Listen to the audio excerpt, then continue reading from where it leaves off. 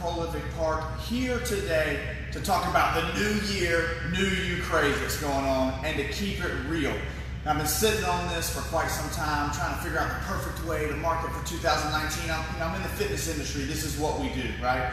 2019, or the beginning of a new year, is a time when everybody's going to get back in shape. I mean, I have been inundated with memes over what the gym's going to look like in January, what the gym looks like 3 weeks later over the past couple of weeks. I've been watching freaking all these other places throw their advertisements all over the damn place, and honestly, it's driving me quite insane.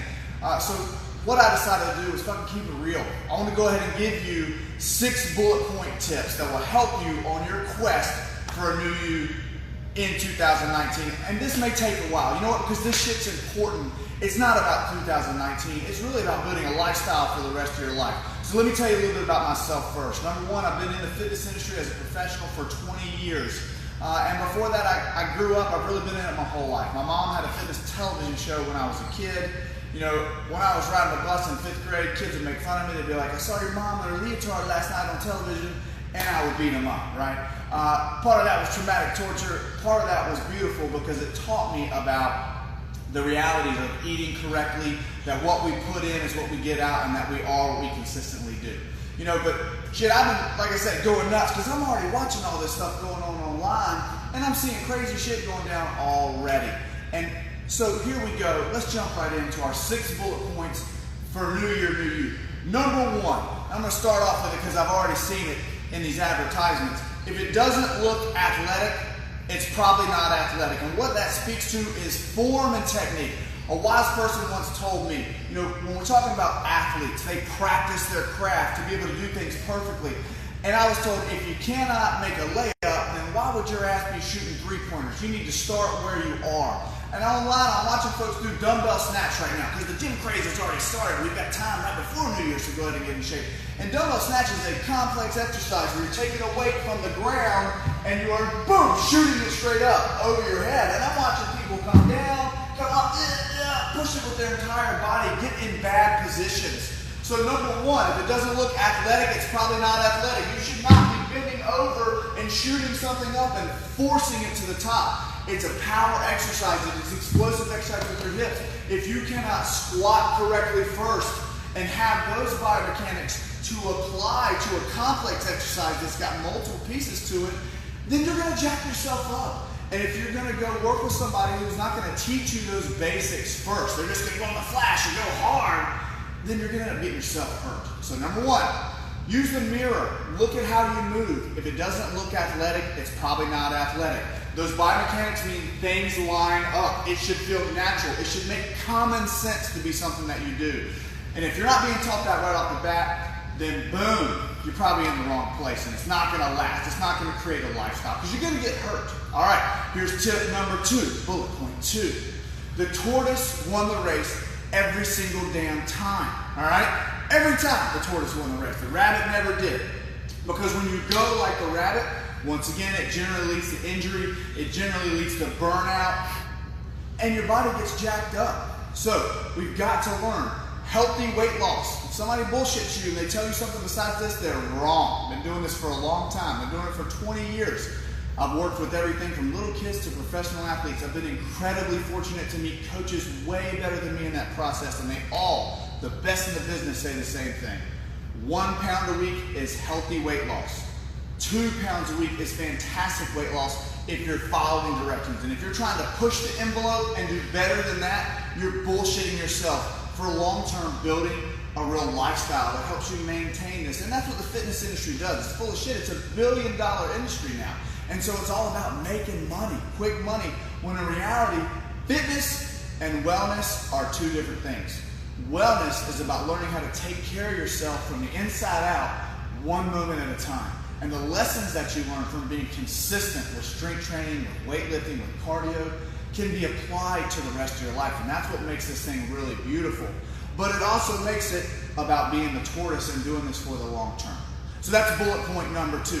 Be the tortoise. Get the fantastic results of accumulating over time. The smartest guy ever, Einstein, right, said that compound interest is the 8th wonder of the world.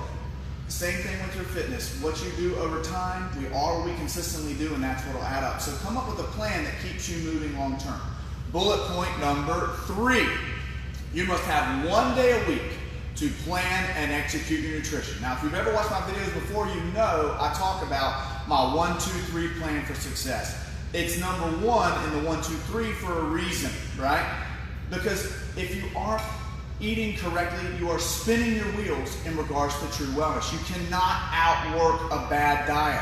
So you've got to have the foundation of how you eat set in place first. You may lose some weight in the beginning from busting your ass in the weight room and busting your ass with cardio, but you're always going to hit a sticking point that you do not get past unless you fix your food long term. And with food, we mean drink as well. What you've been drinking. I can't tell you the number of times I have trained people. Golly, one of the fittest persons I've ever trained spent a year and a half stuck after filling out food charts for a year and a half, writing down everything they ate. And then one day, out of the blue, has the epiphany because she hears me getting on somebody else about what they're drinking for their alcohol consumption because that's extra calories. And she's like, oh, damn. You mean I'm supposed to put my wine on this list too? And I'm like, woman, you have been writing down and putting your wine on the list as well. No wonder you haven't lost weight. You've got to have accountability with calories in for calories out, right? And a consistent strategy with your food. You know, we teach the common sense approach to nutrition. It goes on social norms. It eats breakfast, lunch, and dinner because most people do that and get small protein-based snacks in between. And don't take any one thing out of your diet completely. Give yourself balance. I am a dinner man. And so that means at dinner, I save my calorically dense foods for dinner, and I basically eat the same thing the rest of the day. If you want more information on this one, hit me up. I'm happy to help you. I do Food Truck Fridays every Friday. Let's move on, shall we? Bullet point number 4. 2 days a week of strength training is the minimum amount of strength training you have to do to get results when it comes to strength training. And what are the results of strength training? It helps to boost your metabolism, it helps your joints and your bones become stronger. It gives you a foundation to keep you fit and well. Now, the research shows that picking up heavy barbells, doing things like squats and deadlifts are what give you the best results because it affects your endocrine system, your hormones too, and they keep you young. But hey, if you hate that shit, you're not going to do it. So what you need to do for your strength training is find something you like. I generally tell folks to start working out. You're going to figure out in this first 6 weeks of training who you are, right? So over that period of the first 6 weeks, you're going to find out, am I a weightlifting person or am I more of a sculpt class person? It doesn't matter, honestly, in the grand scheme, unless you're trying to win the CrossFit Games or become a bodybuilder, what modality you use long term, as long as you find something that's consistent. I prefer to teach people how to lift weights because it gets great results and generally it empowers you. You know, I've had several clients, even clients with MS, that have had to learn how to use their body again and reconnect, do powerlifting competitions, and they turn into empowering meets. It sounds corny, but it's beautiful, and we'll cry at the end of it together because it's such a wonderful moment. But you've got to do 2 days a week of strength training consistently to get results. Let's look at bullet point number 5. All right, bullet point number 5 is cardio, okay? You got to get at least 3 days a week of cardio, 20 minutes. Now, I'm a big fan of high-intensity training. I love to go hard. But if you always go hard, you get hurt. Look, I'm 40 years old. I've learned that over time. You have to have balance with your cardio. There's a ton of shit going on right now in the fitness industry, and it's great. Let's say it. I love CrossFit, right? CrossFit's awesome. It's got tons of people picking up weights. But lots of motherfuckers get hurt doing that stuff too. So number 1, you've got to have the balance of easy days as well as hard days. And number 2, back to point number 1.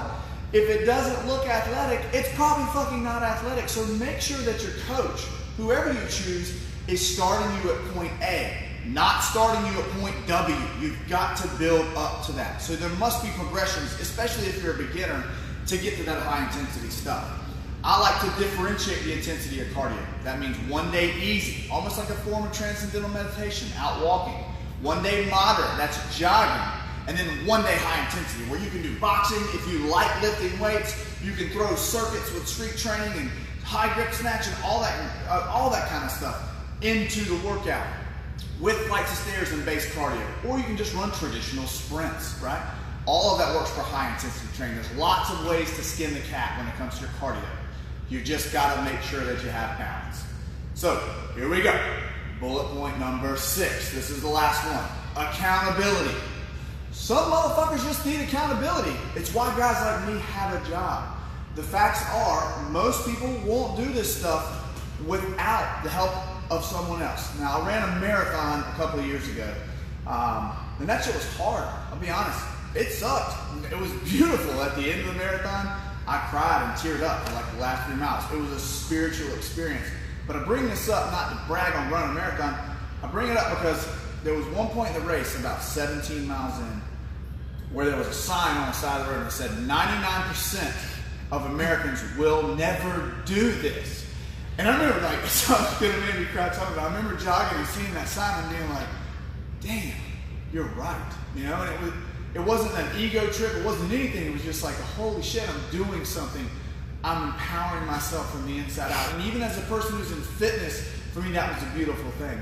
Now we are the most powerful country in the world. We've got, more amenities than almost anywhere else you can go.